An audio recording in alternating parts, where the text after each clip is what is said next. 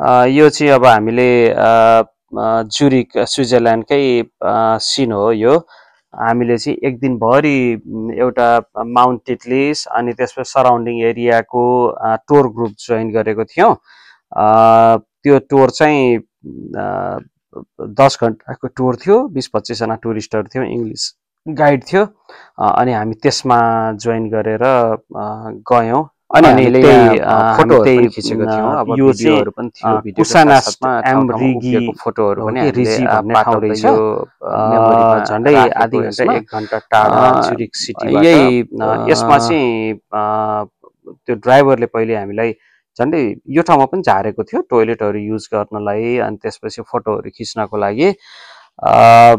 झन्डै 2.5 घन्टा जति ड्राइभ गरेर बाटामा ठाउँहरू देखाउँदै अनि त्यो ज्युरिक एरियाको चाहिँ माउन्ट टिटलिसको हाई पिकमा जानको लागि हामीलाई लिएर गएको थियो। अब हामी चाहिँ त्यो हाई पिक जाने ठाउँको ट्रेन स्टेसनको नजिक आउँदै हो, केबल कारको नजिक हो कि त्यतातिर हामी जाँदैछौँ हो। यो चाहिँ 1000 मिटरको हाइट, झन्डै 3300 फिटको उचाइमा माउन्ट टिटलिसको बेस क्याम्प रहेछ। त्यहाँ चाहिँ बसहरू कारहरू ड्राइभ गरेर अथवा टुर ग्रुपमा त्यहाँ जाने। त्यहाँबाट चाहिँ अनि 2टा केबल कार चढ्नु पर्दो रहेछ। एउटा चाहिँ टिटलिस एक्सप्रेस भन्दो रहेछ, अनि अर्को चाहिँ टिटलिस रोटेर भन्दो रहेछ।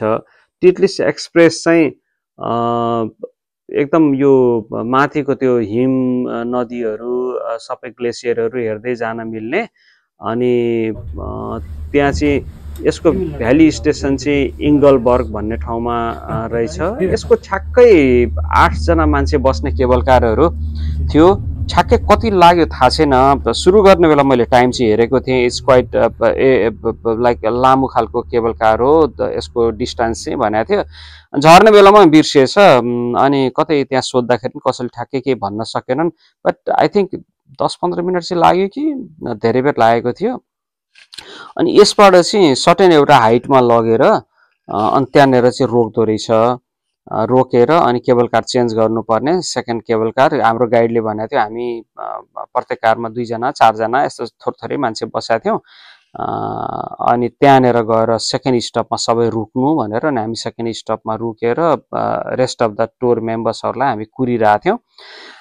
देन सबैजना आइसकेपछि चाहिँ अनि हामी अर्को चाहिँ टिटलिस रोटेर भन्ने एउटा विशाल खालको केबल कार जाँदो रहेछ।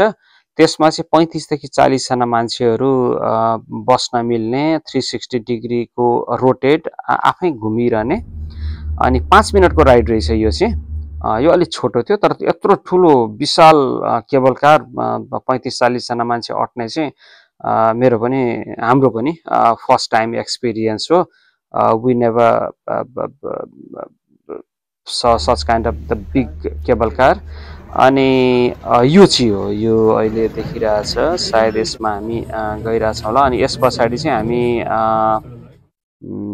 त्यही ठुलो केबल कारमा छौँ, इनसाइड द्याट केबल कार।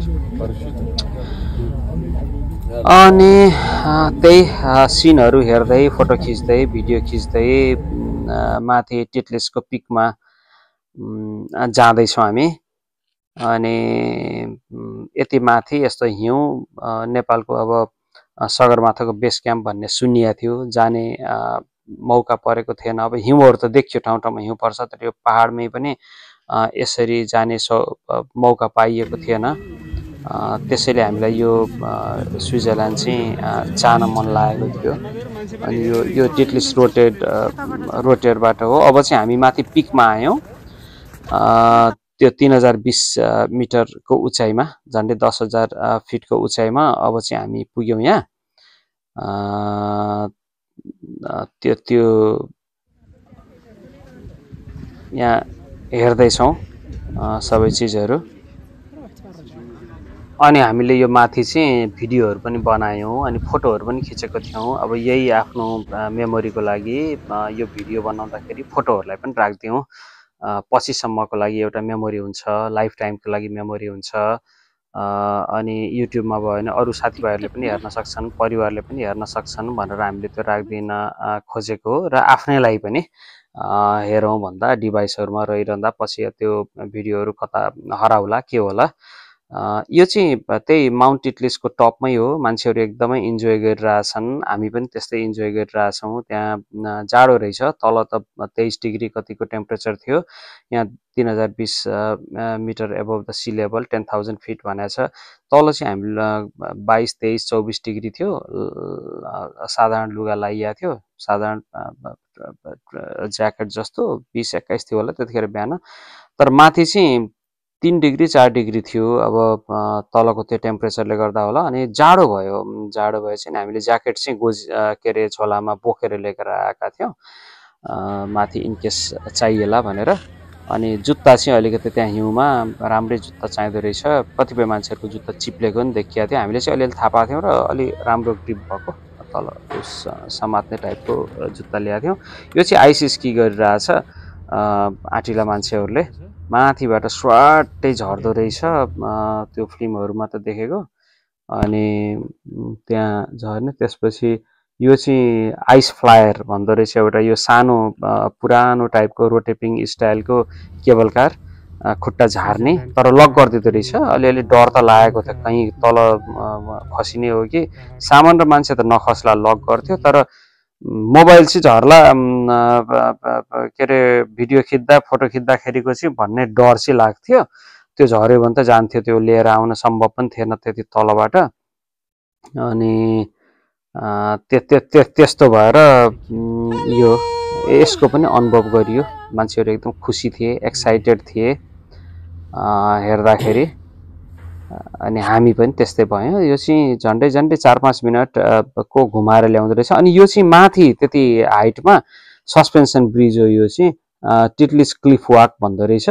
त्यो चाहिँ 3041 मिटरको हाईमा सस्पेन्सन ब्रिज। त्यसपछि भनौँ न झोलुङ्गे पुल भनौँ, त्यो रहेछ त्यहाँ। अनि एक कुनाबाट अर्को कुनातिर हामी हिँडेर जाने, अलिकति डर लाग्ने हाइटमा भएको कारणले।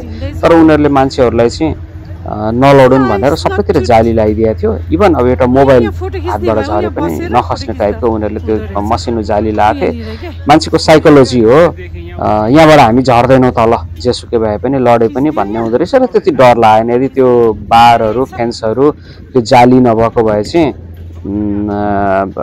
झ्यामै मान्छे डराउँथ्यो होला, एक्सिडेन्टहरू पनि हुन सक्थ्यो होला। त्यो राम्रो रहेछ सुरक्षाको लागि चाहिँ। अनि यही हो, यही सस्पेन्सन ब्रिजमै छौँ हामी। त्यस पछाडि हामी यही झुलुङ्गे पुल सस्पेन्सन ब्रिजबाट अब फर्किएर त्यहाँ एउटा चाहिँ ग्लेसियर केभ भन्नेमा जान्छौँ होला हामी। Still we are there.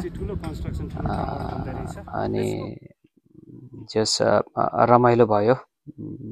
माथि यति माथि आएर हिउँसँग, अनि यो यति हाइटको पहाडमा अब नेपालमै हामीसँग धेरै पहाडहरू भए पनि जाने सौभाग्य पाइएको थिएन, मौका पाइएको थिएन। अनि यहाँ चाहिँ अब त्यति दुःख पनि गर्नु परेन, केबल कारले लगिदियो, हिँडेर जान परेन। हिँडेरै जानुपर्ने भइदिए त हामी सक्थ्यौँ बाटोमा। We have really nice experience.